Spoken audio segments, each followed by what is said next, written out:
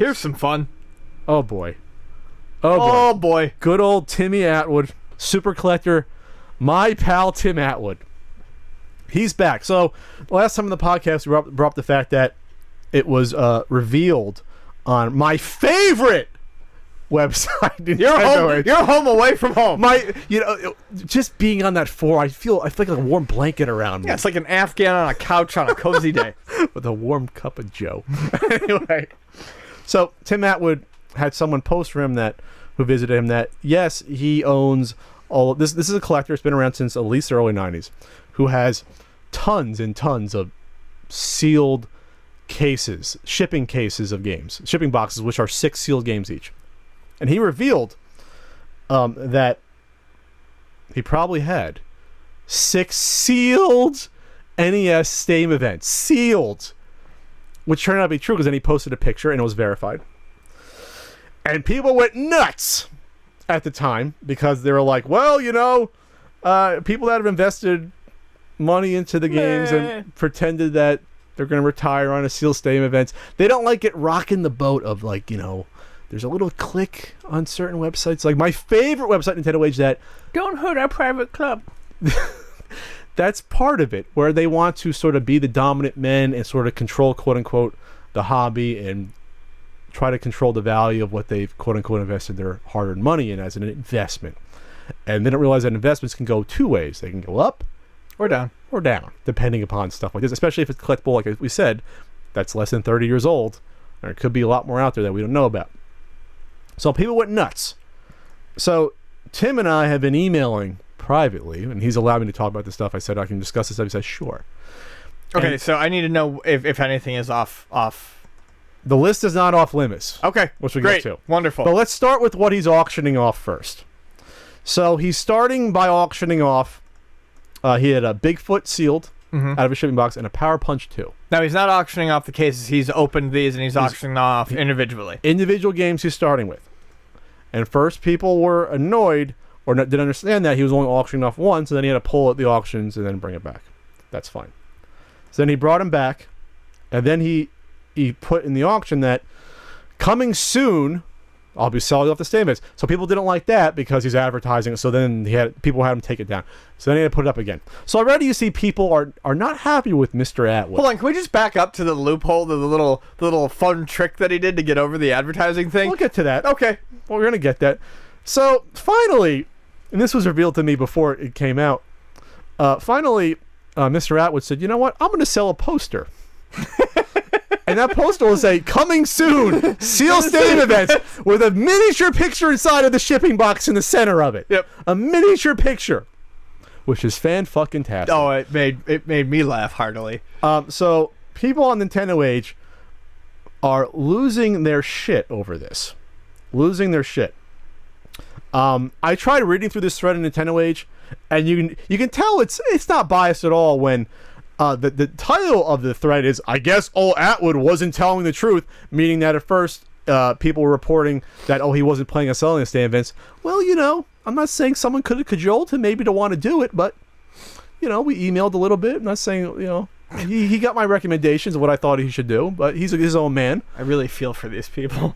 So people, this thread was a dumpster fire of people whining, bitching, trying to say, Tim Atwood's a bad person because he lied and now he's going to sell his games, which is his own right to do, and it's not like his word is binding in a contract before. So they're acting like petulant children because they're jealous? Because they're jealous? And some are fearful. Oh, they're threatened. They're threatened because they were not made. Some of this is really not an investment. They cornered the market so they could be the top dogs in a hobby because that's how they get their fucking dick hard. It's not just that. He's not one of them. Right, exactly. He's not one of them, which is why I never got along with a lot of people on Nintendo Age, because I wasn't one of them. Right. I could own a rare game like NWC, but at the same time saying it's not right to pump up the value of these sort of games. It's not ethical to do so. It just isn't. You can be a collector and have expensive things without pumping up the price artificially or trying to control markets. Or without cornering the market. Yeah, people who are also interested in the same sort of collection you are. That's no longer investment. That's being a dick so that you can control the price and ruin other people's fun in the hobby. So right now he has for auction, he has a Bigfoot, Assessment Street 1, 2, 3, Power Punch 2. That's kind of hard to find even in the box. And then Rayman for Game Boy Color. Just throwing that one in there. Just starting with some lightweight titles. Throwing jabs. Just throwing jabs. And then, of course, when we're recording this, at $51 with 23 bids, the Stadium Events Coming Soon ? Poster, which is fantastic. I kind of want to own that. You want to own it? You want? Well, he offered, maybe you can print one up for you if you really wanted to. I would love that. It was just lick it every night, So in the thread and on Facebook, I've had a couple individuals saying, "Why are you reveling in the fact that people's investments are getting their collections are being destroyed with a grin? Why are you like the collections they've worked so hard for? Why are you happy about this?" That's like I said before, because not all of it is about this investment of this collection they work so hard for. They're preventing other people from being able to pursue the hobby that they enjoy. And they're doing it with glee because they know that they are holding on to things that people want. And because of that, they want to lord it above people and feel like fucking kings because perhaps they can't in their normal life. There was someone on Nintendo Age that was in the span of 2 or 3 months after the time with the box Stadium Events that was found with the Yahoo auctions, bought up about 4 complete in box or box Stadium Events and tried to corner the market. The problem with that was that there was at least one collector at the time that was trying to get that as to complete their collection. Right.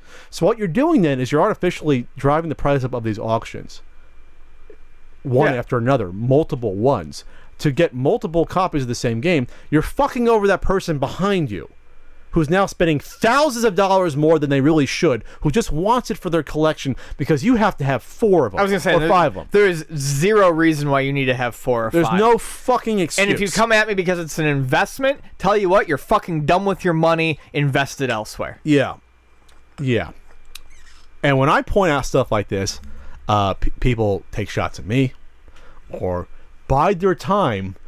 Like, for example, when someone makes an appearance on a cable show to come after me and saying, well, Pat's a hypocrite because he went on a cable show, so what he says doesn't mean anything. They try it because you're not one of them. You're not part of their, like, what they envision what the hobby should be. Do you feel like being one of them might feel similar to like living in a swamp? Just slimy and gross. Just kind of like constant showers. Yeah. You need, like 110% humidity in the bayou. Yeah.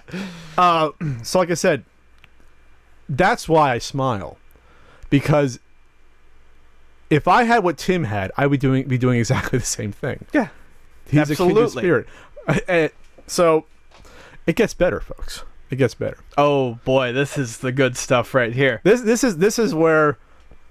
Can I just throw? I'm not going to throw out a specific number for a game, but can I just throw out one? Can I just throw out one number? Please just let me throw out this number. Throw out any number you want, Ian. He has 393 cases of sealed games. Just NES. Just NES. Now that doesn't. He sent me again. He says I can talk about this on the podcast.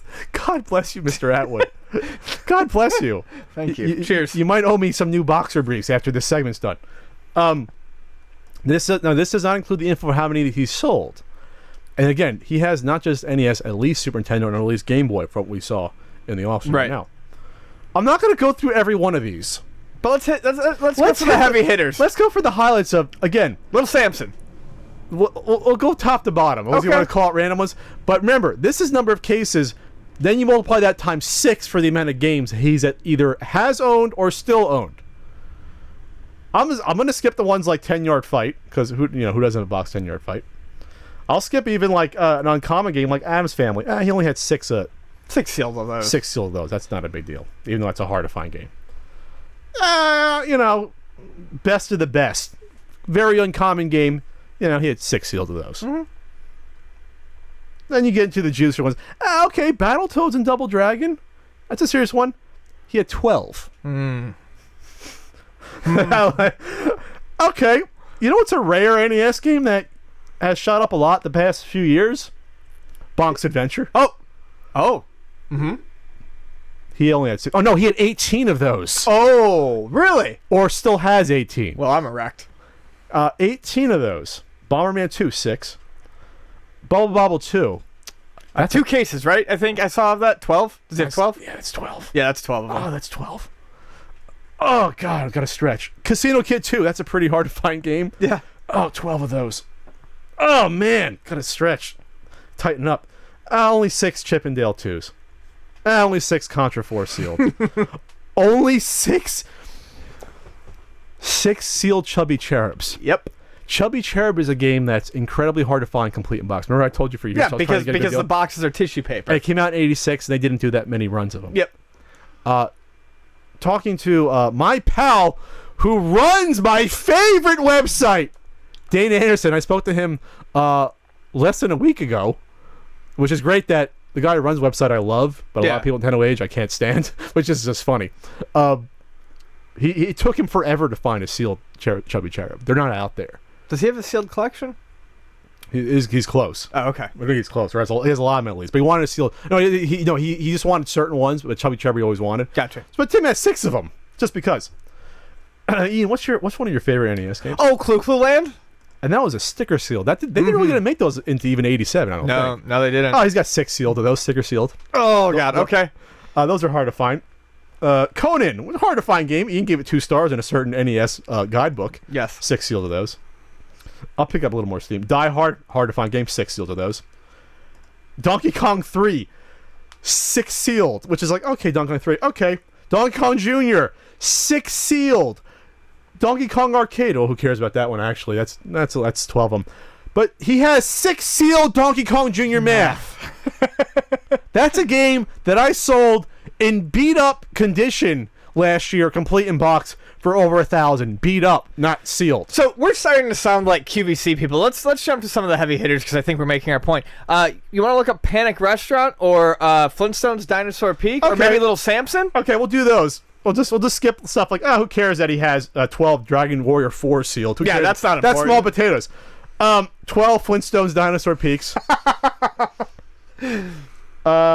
Where's Little Samson? Let me scroll down here. I'm skipping a lot of other ones that are hard to find. I think Little Samson was 6 or 12. I think Panic Restaurant was even 12. like Indie Last Crusade, Ubisoft, for example. You're not going to find a lot of those. Yeah, he's got 6 of those. Skipping down a Little Samson. Oh, there isn't a Little Samson, Ian. Oh, there is. Oh, no, sorry, there is. There is. Oh, just 12. Yeah, just 12 of them. Oh, there it is. Sorry, I couldn't. 12 original Mario Brothers arcade sticker sealed. What else did I want? Panic Restaurant? Panic Restaurant. Only 12. Only 12. Only 6 Naga's Ambition 2, which is a hard to find game. only 6 Power Blades 2. That's it. This is beautiful. We're getting to a point. The reason why we're doing this, not just to rattle off numbers. 18 Scoons. That's nuts. Which is just as hard to find as Chubby Cherub in the box. And I sold my copy because I didn't like the condition of it. 18 stadium events. What? 18 stadium events. 18 stadium events. 18 sealed. I still can't do it when you do. I stand it when you do that. Stadium events. But he revealed that 12 of those have been sold already. There's 6 remaining. This is why that's important. When people say, well, he doesn't have enough to affect the market. Mm-hmm. Yeah, he does. There are not that many people. Me and my pal Dane Anderson agree. There's probably less than 10 people that are going to be willing to dole out 5 figures or more on a sealed stadium events. I would not do it, and I could afford it. There's not many sealed collectors to begin with out there in the wild, but how many could afford it? So what Tim has done is taking 12 of those people, and he's very careful about who he sells to, making sure they're not just flip it. He has them sign NDAs, so the value is not revealed.